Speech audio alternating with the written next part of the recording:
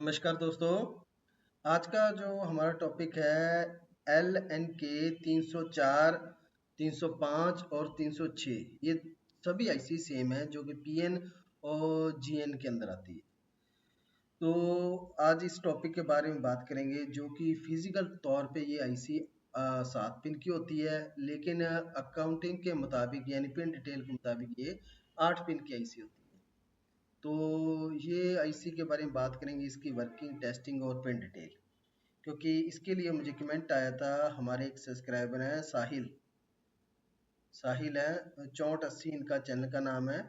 तो इन्होंने लिखा है कि सर LNK 306 GN आईसी पर वीडियो बनाई। तो साहिल जी, बिल्कुल इस टॉपिक पे बात करेंगे आज, जो कि एक 7 पिन की आईसी होती है। इसकी वर्किंग, टेस्टिंग और पिन डिटेल किस तरह होगी, इसके इक्वल नंबर यानी अल्टरनेटिव नंबर और कौन कौन से होंगे उसके बारे में बात करेंगे। तो टॉपिक शुरू करने से पहले जिन्होंने भी अभी तक हमारे चैनल को सब्सक्राइब नहीं किया है, कृपया वो चैनल को सब्सक्राइब करें। अगर आपको वीडियो अच्छी लगे, लाइक और शेयर जरूर करें। तो टॉपिक शुरू करते हैं। LNK 306 GN मॉडल, इस आईसी की वर्किंग, टेस्टिंग और पिन डिटेल। तो सबसे पहले जो आपके सामने ये आईसी आपको दिखाई दे रही है, तो इसके अंदर LNK 306 PN वो कोई प्रॉब्लम नहीं है। 304, 305, 306 और भी इसका अल्टरनेटिव नंबर है, ये सभी आईसी सेम है। कोई इसमें दिक्कत नहीं है, आप एक दूसरे की जगह इस आईसी को चेंज कर सकते हैं। तो सबसे पहले इस आईसी की जो पिन डिटेल है वो किस तरह होगी, इसकी जो ये टोटल वैसे पिन अकाउंटिंग के मुताबिक ये 8 पिन की होती है, लेकिन पिन नंबर जो 6 होती है वो यहाँ पे मिसिंग होती है, यानी फिजिकल तौर पे ये आईसी 7 पिन की होती है। तो पिन डिटेल किस तरह होगी, जिस तरफ ये डॉट लगा होगा वो आईसी की पिन नंबर 1 शुरू होगी। तो पिन नंबर 1 और पिन नंबर 2 सोर्स की पिन है।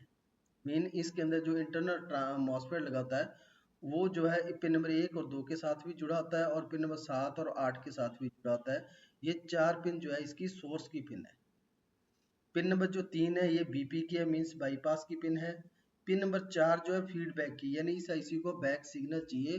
फीडबैक यानी जो आउटपुट चल रहा है उसका फीडबैक इस आईसी को वापस आना चाहिए। वो किस माध्यम से आएगा उसके उसका भी सर्किट के अंदर हम इसको देखेंगे किस तरह ये वर्किंग कर रहा है। और ये है पिन नंबर 3 बाईपास की, pin number 4 feedback, pin number जो 5 है वो डी की पिन है। डी मीन ड्रेन, क्योंकि जो मॉसफेट लगा तो उसके 2 पॉइंट होते हैं मेनली जो वर्किंग के अंदर आते हैं, एक होता है सोर्स पॉइंट, एक होता है ड्रेन पॉइंट। तो ये ड्रेन पॉइंट है पिन नंबर 5।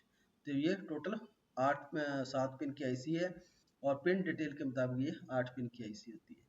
तो ये पीजी मॉडल और पीएन मॉडल और जीएन मॉडल दोनों के अंदर आती है, बिल्कुल सेम है, इसमें कोई प्रॉब्लम नहीं। ठीक है जी। तो ये है इस आईसी की पिन डिटेल। अब आईसी का जो है इंटरनल सर्किट किस तरह बनाएगा, थोड़ा सा उसके बारे में बात करेंगे। तो बेसिकली ये मैंने बोला था आपको ड्रेन पिन, और ये बोला था सोर्स पिन।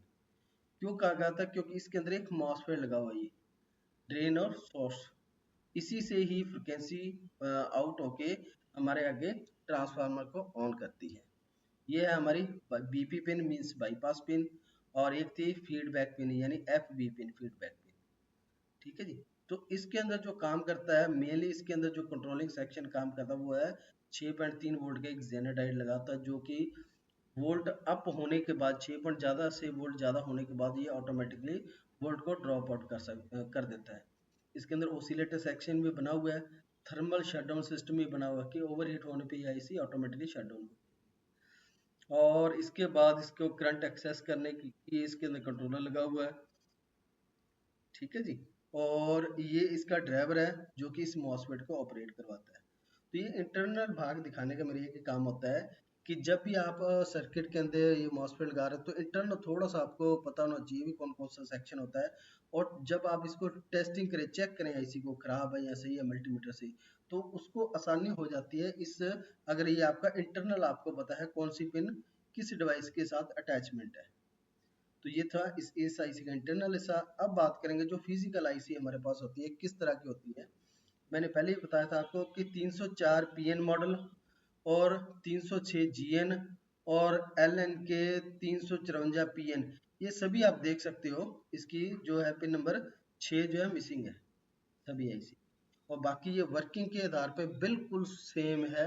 आप किसी भी आईसी को किसी की जगह पे लगा के आप इसको चेक कर सकते हैं, बिल्कुल सेम आईसी। ठीक है जी, तो इसको और भी मॉडल है, वो भी आगे चैप्टर के अंदर करेंगे हम। अब बात करते हैं इस आईसी का जो है सर्किट, यानी इस आईसी को लगा के हम एसएमपीएस के अंदर या अडाप्टर के अंदर, ठीक है, जिसके अंदर भी सप्लाई सेक्शन बना हुआ है उसके अंदर लगा के इस आईसी को किस तरह यूज किया जाता है, किस तरह इसको सर्किट के साथ जोड़ा जाता है, उसके बारे में बात करेंगे। तो ये देख सकते हैं आप किस तरह इसका सर्किट बनाएगा, बिल्कुल सिंपल सा सर्किट है। तो इसको हम सर्किट के आधार पे बात करें। तो इस सर्किट के अंदर आप देख सकते हैं किस तरह इसको जोड़ा गया है। सबसे पहले जो इसको डीसी सप्लाई दी गई है, जो कि एक पैकेज डायोड के द्वारा डीसी बनाकर इस सर्किट को डीसी सप्लाई दी। तो वो डीसी सप्लाई डायरेक्ट इसके ड्रेन पॉइंट पे आएगी, या सॉरी सोर्स जो हमारा पॉइंट है वो जुड़ा होगा हमारा जो हमारा एसएम ट्रांसफार्मर लगा उसके साथ, और जो ड्रेन पॉइंट पे इसको इनपुट सप्लाई दी जाएगी जो कि 100 वोल्ट से लेके 132 वोल्ट के करीब होगी, और इसका जो फीडबैक सिग्नल है इस आईसी का वो आएगा हमारा इस डायोड के माध्यम से प्लस इस कंट्रोलिंग रजिस्टर के माध्यम से, ताकि कितना यहाँ पे आउटपुट हमें मिल रहा है उसका फीडबैक पिन नंबर, फीडबैक जो हमारी पिन होते हैं उसके ऊपर दिया जाएगा। और यह है बीपी पिन, बाईपास पिन, बस इस पिन के ऊपर जो सोर्स और बीपी की पिन में एक पीएफ कैपेसिटर लगाया जाता है 100 एनएफ और 50 वोल्ट का। और अब ये सिस्टम किस तरह काम करता है, यहाँ से जो न्यूट्रल सप्लाई ली गया, सॉरी नेगेटिव सप्लाई ली गया, वो डायरेक्ट आउटपुट के साथ जुड़ी जाती है, और इस ट्रांसफार्म के माध्यम से दो टर्मिनल बनाए गए, एक तो 5 वोल्ट और एक है 12 वोल्ट, ये दो सिस्टम बनाए गए। तो 5 और 12 वोल्ट किस तरह काम कर रहा है ये देख सकते हैं हम। ड्रेन जब पॉइंट पे मेन इनपुट मिलेगी इसको, जो कि 100 से 132 वोल्ट होती है, और ये ऑफलाइन स्विचर आईसी की तरह काम करती है। जब भी ये ऑन होगी तो ऑटोमेटिक यहाँ पे पल्स जनरेट हो जाएगी, जो कि इसका सोर्स पॉइंट है। तो सोर्स पॉइंट पे पल्स जनरेट होने के बाद जो हमारा एसएम ट्रांसफार्म लगा होता है मेन, वो ट्रांसफार्म ऑन होके यहाँ पे वोल्ट आउट करेगा, एक डायोड लगा के उसको डीसी में कन्वर्ट कर दिया जाएगा जो कि 5 वोल्ट होगा, और एक जो डायरेक्ट सप्लाई आएगी वो आएगी हमारी 12 वोल्ट की। तो ये दो सप्लाई यहाँ से पास आउट होगी, 12 वोल्ट और 5 वोल्ट, और वो इनपुट सप्लाई लेगा 100 वोल्ट से लेके 132 वोल्ट के करीब। तो इस तरह ये आईसी हमारी काम करती है। अब बात करेंगे थोड़ा सा जो इसका जो इक्वल नंबर होते हैं कौन कौन से होते हैं, अगर ये आईसी खराब हो जाए तो इस जगह पे आईसी कौन सी आप यूज कर सकते हैं। तो आप इसके नंबर जो 1 सीरीज वाले नंबर होते हैं, जैसे LNK 305 PN और 300, ये तो हो गया 305, और एक नंबर होता है 306, और एक होता है 304 नंबर। और इसके अलावा कुछ अल्टरनेटिव और भी नंबर है, जैसे 354 है, 364 है, ठीक है जी, 353 है, और 3204 है, और 362 है, 363 है। तो ये भी इसके अल्टरनेटिव नंबर ही हैं, जो आप इस आईसी अगर 306 आईसी अगर खराब हो जाए तो इसकी जगह पे आप कोई भी नंबर लगा सकते हो, जैसे 304, 305, 304, 302, 306 ये सेम है, और 354 भी सेम है, 364, 362, 353, ये ऐसे आप यूज़ कर सकते हो एज ए अल्टरनेटिव नंबर। तो अगर आपको वीडियो अच्छी लगी, लाइक शेयर और सब्सक्राइब जरूर करें। अगर इस टॉपिक के बारे में और भी कोई डिस्कस करनी है तो आप मुझे कमेंट कर सकते हैं। अगर आपके पास कोई नया टॉपिक है जिसके बारे में आप डिस्कस करना चाहते हो तो आप मुझे कमेंट कर सकते हैं। अगर आपको वीडियो अच्छी लगी तो लाइक शेयर और सब्सक्राइब जरूर करें। तब तक के लिए धन्यवाद जी।